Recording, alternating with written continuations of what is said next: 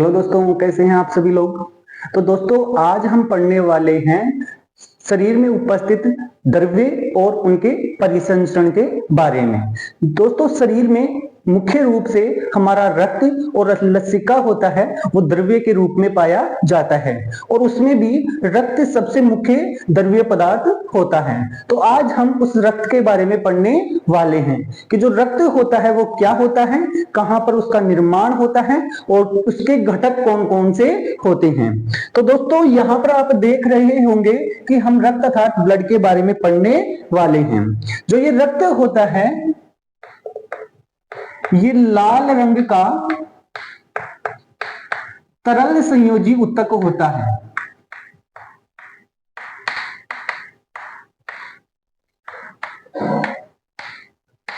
आपको लाल रंग का मतलब रंग लाल होता है और संयोजी ऊतक का मतलब होता है कि हमारे शरीर में ऐसे ऊतक पाए जाते हैं जो शरीर के विभिन्न हिस्सों को, शरीर के विभिन्न भागों को, शरीर की विभिन्न कोशिकाओं को आपस में जोड़ने का कार्य करते हैं और ऐसे ऊतक को हम संयोजी ऊतक कहते हैं। तो रक्त भी हमारे शरीर का संयोजी ऊतक है क्योंकि ये शरीर के विभिन्न भागों को, विभिन्न हिस्सों को आपस में जोड़ता है। दोस्तों जो ये रक्त होता है इसके अध्ययन को हम कहते हैं, रक्त के अध्ययन को हम कहते हैं हेमेटोलॉजी। रक्त के अध्ययन को कहा जाता है हेमेटोलॉजी। और रक्त के निर्माण की जो प्रक्रिया होती है, निर्माण की प्रक्रिया को हम कहते हैं हीमोपोइसिस। हीमोपोइसिस। अब आपको लग रहा होगा कि जो ये रक्त का निर्माण होता है ये कहां पर होता है। तो दोस्तों जो रक्त का निर्माण होता है ये निर्भर करता है हमारी अवस्था पर। रक्त का निर्माण ये निर्भर करता है हमारी अवस्था पर, अर्थात जो बाल्य अवस्था होती है, शिशु अवस्था होती है, शिशु अवस्था होती है, उन शिशु में जो रक्त का निर्माण होता है वो होता है लीवर में। और वयस्क अवस्था होती है, वयस्क अवस्था में ये होता है इसका निर्माण अस्थि मज्जा में। अस्थि मज्जा बोल दो या बोन मेरो, यहां पर रक्त का निर्माण होता है। अब आपको पता हो कि बोन मेरो क्या होती है, तो आपको पता होगा कि हमारे शरीर में अस्थियां पाई जाती हैं और ये अस्थियां बीच में से खोखली होती हैं।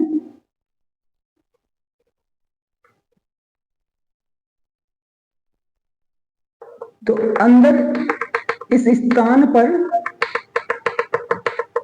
कोशिकाएं पाई जाती हैं और इन कोशिकाओं को ही हम अस्थि मज्जा कहते हैं। अर्थात आंतरिक भाग में जो कैविटी होती है, गुहा होती है, बोन कैविटी, उसके अंतर्गत ये अस्थि मज्जा पाया जाता है। इस बोन के अलग अलग हिस्से होते हैं, जो किनारे वाले हिस्से होते हैं इसको हम कहते हैं लाल अस्थि मज्जा, रेड बोन मेरो, और ये तो हो गई है रेड बोन मेरो। और अंदर वाले बीच वाले हिस्से को हम कहते हैं पीली अस्थि मज्जा, येलो बोन मेरो।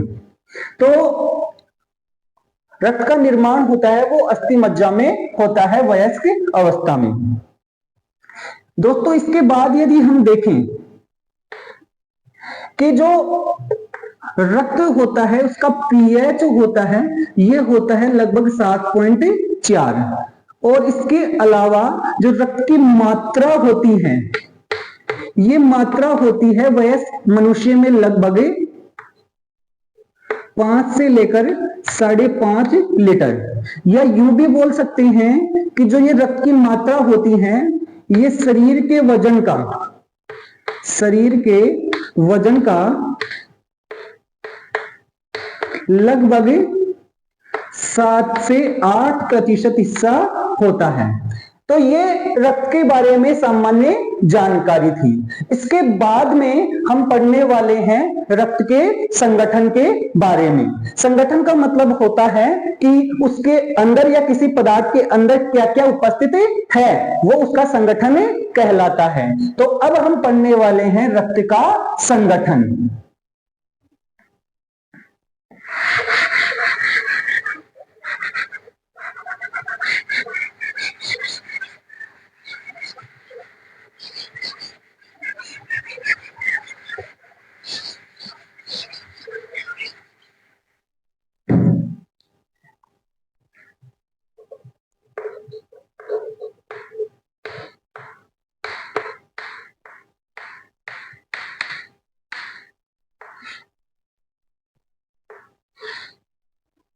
दोस्तों यदि हम रक्त को देखें तो रक्त मुख्य रूप से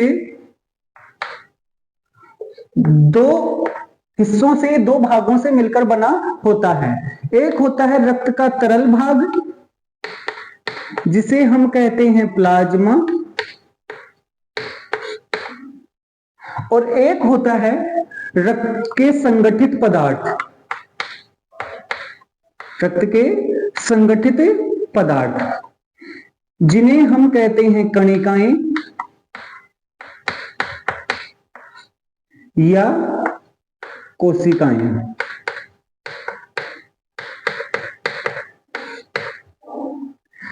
कणिकाएं या जो कोशिकाएं होती हैं ये आपको पता होगी मुख्य रूप से तीन प्रकार की होती हैं।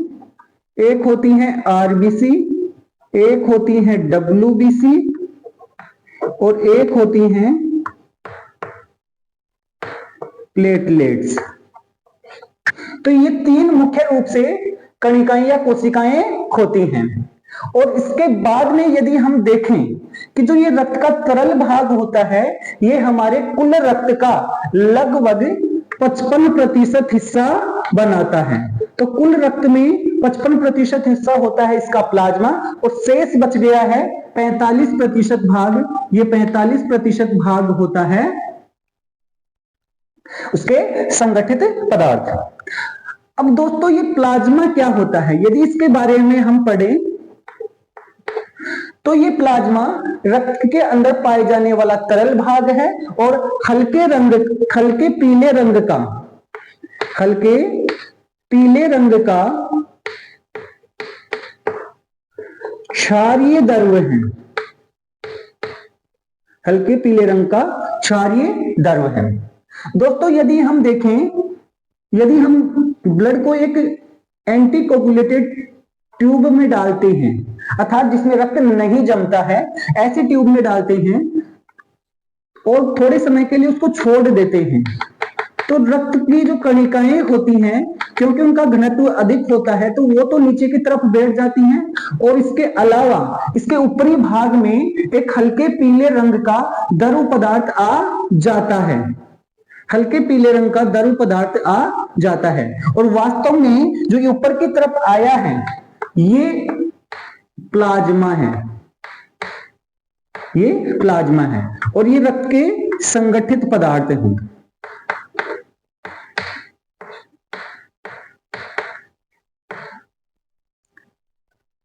तो ये प्लाज्मा सामान्य रूप से दिखाई नहीं देता है, ये हमें दिखाई देगा जब हम रक्त को निकालेंगे, उसको एंटीकोगुलेटेड ट्यूब में रखेंगे तो कुछ समय के पश्चात संगठित पदार्थ नीचे की तरफ बैठ जाएंगे और प्लाज्मा हमें दिखाई देगा।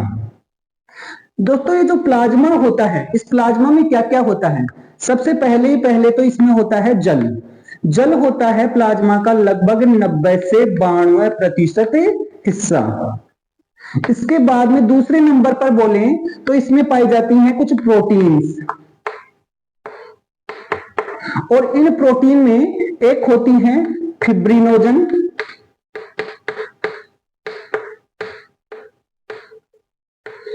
जो एक प्रकार का स्कंदन कारक है। इसके अलावा एल्ब्यूमिन और ग्लोब्यूलिन, ये तीन प्रोटीन पाई जाती हैं। दोस्तों इन सभी तीनों प्रोटीनों के कार्य हम अभी पढ़ने वाले हैं और ये जो प्रोटीन होती हैं ये प्लाज्मा का लगभग 6 से 8% भाग बनाती हैं। इसके अलावा प्लाज्मा में पोषक पदार्थ पाए जाते हैं। प्लाज्मा में पोषक पदार्थ होते हैं जिसमें हो गया है जैसे ग्लूकोज, जैसे हो गया है एमाइनो एसिड, जैसे हो गया है लिपिड्स, ये सब कुछ पाए जाते हैं।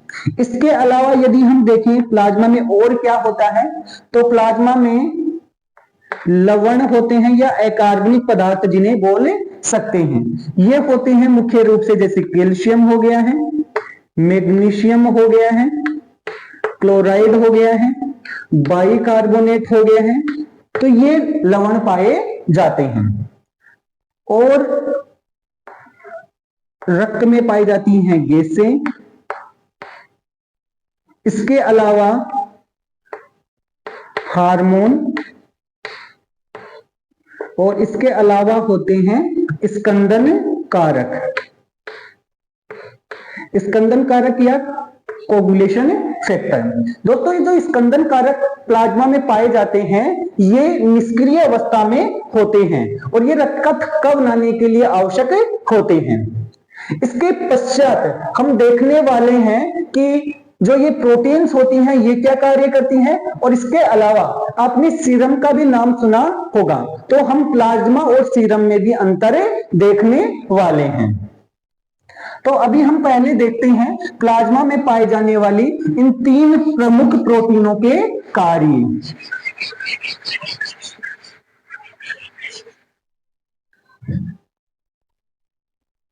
तो प्लाज्मा के जो प्रोटीन होते हैं इसमें 3 सबसे मुख्य प्रोटीन हैं। पहला प्रोटीन है वो है फिब्रिनोजन।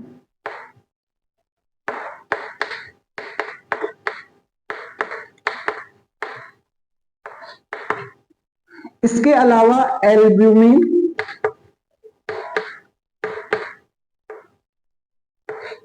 और इसके अलावा ग्लोब्यूलिन। ये 3 प्रोटीन होती हैं। दोस्तों ये फिब्रिनोजन है, एक प्रकार का स्कंदन कारक ही है, तो ये रक्त का थक्का बनाने में काम में आता है, रक्त का थक्का बनाता है। यदि हम बात करें एल्बुमिन प्रोटीन की, तो एल्बुमिन प्रोटीन होती है ये रक्त की मात्रा को निर्धारित करती हैं, अर्थात रक्त में कितनी मात्रा में जल आवश्यक है, तो इस प्रकार से ये रक्त के प्रासरण दाब को नियंत्रित करती हैं, प्रासरण दाब को नियंत्रित करती हैं। और इसके अलावा जो ग्लोब्यूलिन प्रोटीन होती हैं, ये ग्लोब्यूलिन प्रोटीन होती हैं, ये प्रतिरक्षा का कार्य करती हैं, शरीर की रोगों से लड़ने में मदद करती हैं। क्योंकि ये ग्लोब्यूलिन होती हैं प्रतिरक्षा का कार्य करती हैं, इस कारण से इस ग्लोब्यूलिन को हम इम्यूनोग्लोब्यूलिन भी कहते हैं। तो ये रक्त में पाए जाने वाले प्रमुख प्रोटीन थे। इसके बाद में यदि मैं आपको प्लाज्मा और सीरम में अंतर बताऊं, तो दोस्तों अभी हमने आप देखा है कि जो प्लाज्मा होता है ये हमारा एंटी कोगुलेटेड ब्लड से प्राप्त होता है, अर्थात जब रक्त का स्कंदन नहीं होता है तो बिना स्कंदित रक्त से जो तरल पदार्थ प्राप्त होता है वो होता है प्लाज्मा। जबकि यदि इसी रक्त को हम सामान्य ट्यूब में डालेंगे तो रक्त का हो जाएगा स्कंदन, अर्थात स्कंदन कारक उस स्कंदन की प्रक्रिया में काम में आ जाएंगे, और उसके बाद में जो ऊपर की तरफ तरल पदार्थ आएगा उस तरल पदार्थ को हम कहेंगे सीरम। तो सीरम और प्लाज्मा में जो अंतर होता है कि जो प्लाज्मा होता है वो हमारा बिना स्कंदित